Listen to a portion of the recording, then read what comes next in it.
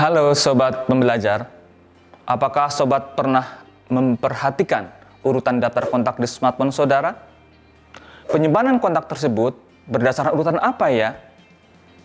Umumnya, pengaturan kontak pada smartphone disusun berdasarkan abjad untuk memudahkan penemuan. Contohnya, Andri, Bardi, Chandra, Diki, dan seterusnya. Nah, bagaimana jika yang disimpan adalah arsip perusahaan? Bagaimana ya menyimpan arsip perusahaan dengan urutan abjad? Yuk kita belajar bersama.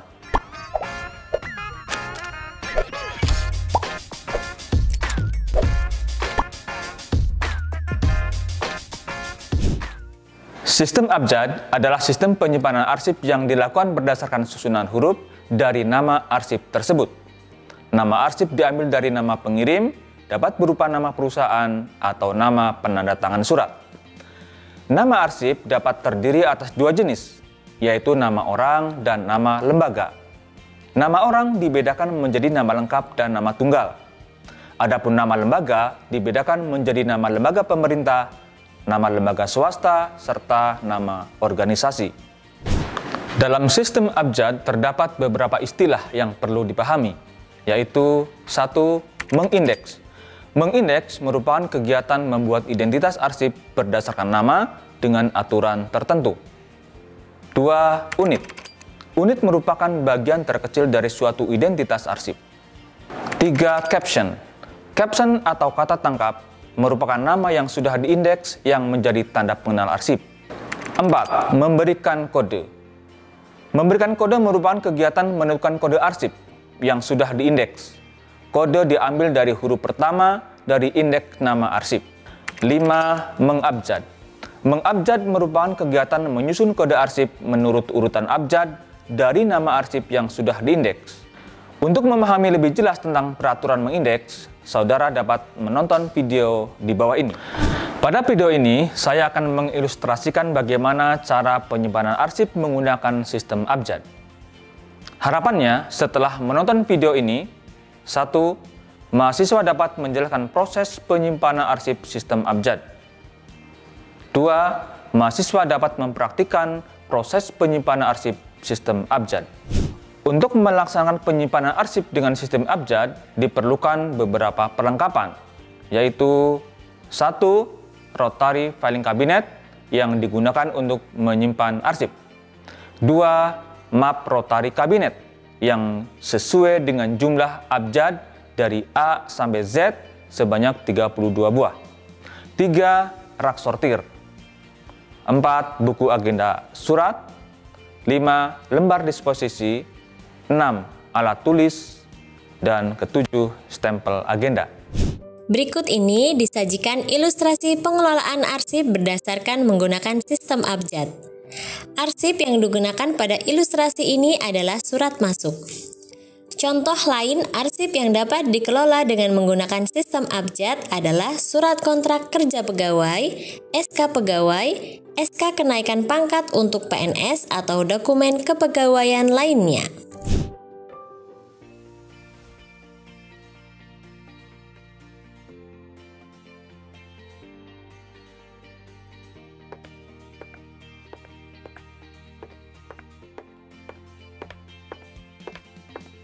Selamat pagi, Bu. Oh iya, selamat pagi. Ada yang bisa saya bantu? Saya menyerahkan surat dari Asperapi. Baik, saya terima ya. Terima kasih. Terima kasih kembali, Bu. Dalam pengelolaan surat masuk, terdapat beberapa tahapan yang harus dilakukan. Tahapan pertama yaitu pengisian agenda pada surat. Setelah surat diterima, unit pengolah membubuhkan cap agenda surat. Selanjutnya, unit pengolah mengisi agenda surat dengan cara 1. Nomor agenda diisi dengan nomor urut surat masuk yang didapatkan dari buku agenda surat masuk. 2. Tanggal penerimaan surat diisi dengan tanggal penerimaan surat masuk. 3. Kode surat diisi dengan hasil indeks dari nama pengirim surat masuk. Langkah kedua yaitu mengisi buku agenda surat masuk. Tata cara pengisian buku agenda surat masuk adalah 1. Nomor agenda diisi dengan nomor urutan surat masuk. 2. Tanggal agenda diisi dengan tanggal penerimaan surat masuk. 3. tanggal surat diisi dengan tanggal surat masuk. 4. Perihal diisi dengan perihal surat masuk. 5. Isi ringkas merupakan rangkuman isi surat masuk. 6. Asal surat diisikan nama perusahaan, alamat, dan nomor telepon perusahaan. 7. Hubungan dengan surat diisi apabila surat ini merupakan surat balasan yang telah dikirimkan sebelumnya. 8. Kode klasifikasi diisi berdasarkan kode sistem penyimpanan arsip yang digunakan. Penentuan kode surat masuk dapat dilihat pada bagian penyimpanan surat. Langkah ketiga yaitu pengisian lembar disposisi surat masuk. Tata cara pengisian lembar disposisi adalah 1. Tanggal terima surat diisi dengan tanggal penerimaan surat. 2. Nomor agenda diisi dengan nomor urutan surat masuk. 3. Kode klasifikasi diisi berdasarkan kode sistem penyimpanan arsip yang digunakan. 4. Isi ringkas merupakan rangkuman isi surat masuk. 5. Kepada diisi dengan alamat pada surat masuk. 6. Lampiran diisi dengan lampiran pada surat masuk. 7. Tanggal surat diisikan dengan tanggal surat masuk. 8. Nama diisikan dengan nama unit pengolah. 9. Paraf diisikan dengan paraf unit pengolah. 10. Sifat surat dipilih salah satu dari pilihan yang tersedia sesuai dengan isi surat. Setelah selesai pengisian, lembar disposisi disatukan dengan surat masuk dan diserahkan pada pimpinan. Langkah keempat adalah pengisian kolom disposisi yang dilakukan oleh pimpinan. Pengisian kolom disposisi dilakukan dengan cara berikut ini. 1. Tanggal terima atau tanggal disposisi diisi dengan tanggal pengisian disposisi. 2. Kepada diisi dengan bagian yang akan memproses surat. Sebagai contoh, misalnya dalam hal ini surat permintaan penawaran penerima disposisinya adalah bagian pemasaran. 3. Isi disposisi dipilih berdasarkan sifat surat dan dapat memilih lebih dari satu isi disposisi. Untuk contoh pada video ini kita pilih nomor 1 dan 8. Kemudian dituliskan kembali pada isi disposisi. 4. Untuk dari diisikan oleh pimpinan organisasi dalam video ini ditulis oleh pimpinan. 5. Pada bagian paraf diisikan dengan paraf pimpinan. Langkah kelima yaitu pengembalian surat masuk yang telah didisposisi oleh pimpinan kepada unit pengolah. Kemudian setelah itu unit pengolah memberikan kepada bagian penerima surat masuk sesuai dengan yang tertuliskan pada lembar disposisi.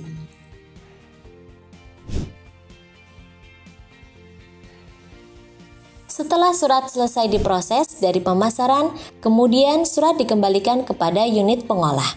Langkah selanjutnya, setelah unit pengolah yang telah menerima surat, kemudian melakukan pelepasan tanda proses pada surat dan dilanjutkan dengan membubuhkan cap arsip. Langkah yang terakhir yaitu penyimpanan surat pada Rotary Filing Cabinet. Perlu diperhatikan pada sistem ini, pengiriman dari Asperapi dengan penandatanganan Evi Setiabudi. Pada kesempatan kali ini, kita mengindeks menggunakan nama penandatangan surat yaitu Evi Setiabudi. Evi Setiabudi kemudian diindeks menjadi Setiabudi, Evi. Jadi, kode arsip tersebut adalah SE diambil dari unit pertama setelah indeks. Oleh karena itu, surat tersebut akan diletakkan pada map SE. Surat diletakkan pada bagian paling depan, setelah itu kembalikan map pada laci yang tepat. Untuk lebih paham tentang peraturan mengindeks, dapat menonton video tentang peraturan mengindeks pada deskripsi video di bawah. Nah, itu tadi ilustrasi proses penyimpanan arsip menggunakan sistem abjad. Berdasarkan ilustrasi tadi, dapat kita simpulkan bahwa penyimpanan arsip menggunakan sistem abjad memiliki beberapa kelebihan, yaitu 1. Pencarian arsip sangat sederhana dan mudah karena sesuai dengan urutan abjad. Yang kedua, menghemat map karena penyimpanan surat masuk dan keluar dalam satu map. Yang ketiga, penemuan arsip lebih mudah karena dapat berbekal nama pencipta arsip. Namun demikian, sistem abjad juga memiliki beberapa kelemahan atau kekurangan, yaitu 1. Aturan pencarian nama belakang tidak familiar di Indonesia. Masyarakat lebih familiar menghafal nama depan. Yang kedua, arsip yang ada hubungan satu sama lain tetapi berbeda nama pengirimnya akan berada pada lokasi yang berbeda. Dan yang ketiga, petugas arsip harus memahami peraturan mengindeks arsip. Semoga video ini dapat bermanfaat ya. Selamat bertemu lagi pada video pembelajaran lainnya. Like apabila suka video ini, tinggalkan komentar untuk berdiskusi, dan jangan lupa subscribe dan aktifkan lonceng notifikasinya ya. Terima kasih.